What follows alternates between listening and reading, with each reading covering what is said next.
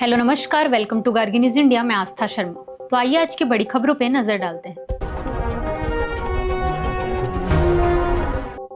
वित्त मंत्री निर्मला सीतारमण ने राज्यसभा में महत्वपूर्ण मुद्दों पर अपना संबोधन दिया। लोकसभा में रेलवे मंत्रालय के 2026-27 के अनुदान मांगों पर चर्चा के साथ साथ मतदान भी कराया गया।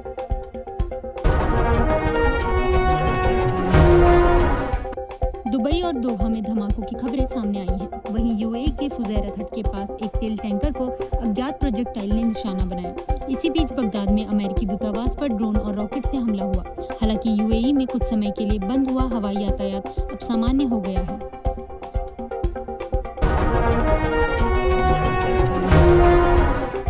पाकिस्तान के हमले में अफगानिस्तान के नशा मुक्ति अस्पताल पर हमला हुआ, जिसमें 400 लोगों की मौत और 250 घायल हुए। पाकिस्तान ने तालिबान के आरोपों को झूठा बताते हुए कहा कि निशाना केवल सैन्य ठिकाने और आतंकी ढांचा था।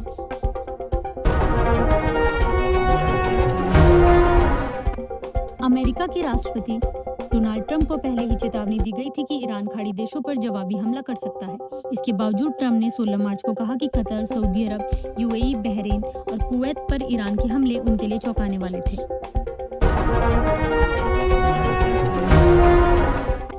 ओमान की खाड़ी में भारतीय नौसेना के युद्धपोत भारतीय जहाजों को सुरक्षा देते हुए एस्कॉर्ट कर रहे हैं। 3 युद्धपोत शिप शिवालिक, नंदा देवी और जगलाडकी के साथ तैनात हैं, जो ऑपरेशन संकल्प के तहत भारत के समुद्री हितों और व्यापारी जहाजों की सुरक्षा सुनिश्चित कर रहे हैं।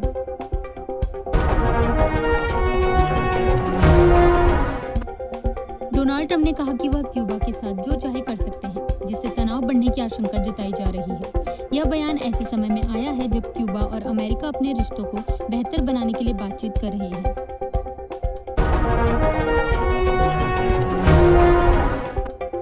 लोकसभा की कार्यवाही प्रश्नकाल के साथ शुरू हुई, जबकि राज्यसभा में सभापति की अनुमति से विभिन्न मुद्दे उठाए गए।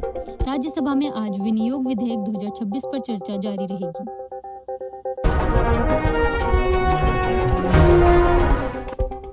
संसदीय समिति ने वित्तीय प्रबंधन में कमी को लेकर योजना मंत्रालय और नीति आयोग को फटकार लगाई।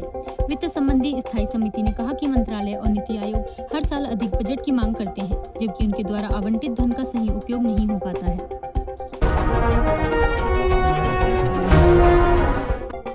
सरकार ने स्पष्ट किया है कि ई-केवाईसी नियम सभी एलपीजी उपभोक्ताओं पर लागू नहीं है। यह स्पष्टीकरण उन खबरों के बीच आया है जिनमें एलपीजी उपभोक्ताओं के लिए बायोमेट्रिक आधार प्रमाणीकरण को अनिवार्य बताए जाने की बात कही जा रही थी। सोनम वांगचुक ने कहा कि उन्हें बिना किसी संपर्क के जेल में रखा गया और परिवार व वकीलों से मिलने नहीं दिया गया। रिहाई के बाद उन्होंने कहा कि बातचीत में दोनों पक्षों को लचीलापन दिखाना चाहिए, वरना संवाद प्रभावित होगा। संसदीय समिति ने कहा कि हालिया घटनाओं ने चाबहार बंदरगाह के भविष्य पर अनिश्चितता पैदा कर दी है। विदेश मंत्रालय की 2026-27 अनुदान मांगों पर रिपोर्ट 17 मार्च को संसद में पेश की गई।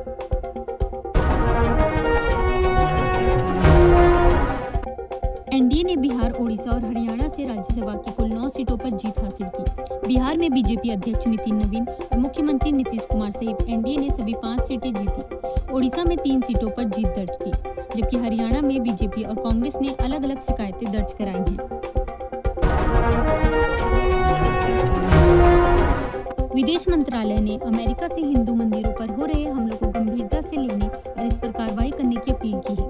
साथ ही मंत्रालय ने कहा कि यूएससीआईआरएफ भारत की स्थिति को गलत और पक्षपातपूर्ण तरीके से पेश कर रहा है।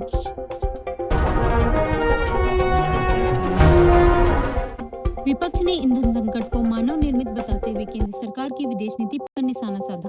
अनुदान विधेयक पर चर्चा के दौरान कांग्रेस सांसद शक्ति सिंह गोहिल ने कहा कि आजादी के बाद से भारत गुटनिरपेक्ष नीति के प्रति प्रतिबद्ध रहा है।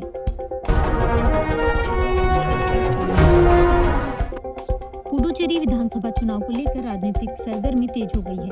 एनडीए और इंडिया गठबंधन के बीच सीट बंटवारे को लेकर बातचीत तेज हो चुकी है।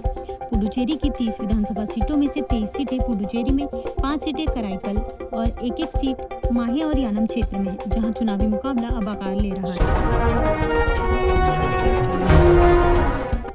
राजस्थान में पिछले 5 वर्षों में रोजगार कार्यालयों के जरिए किसी को सरकारी नौकरी नहीं मिली।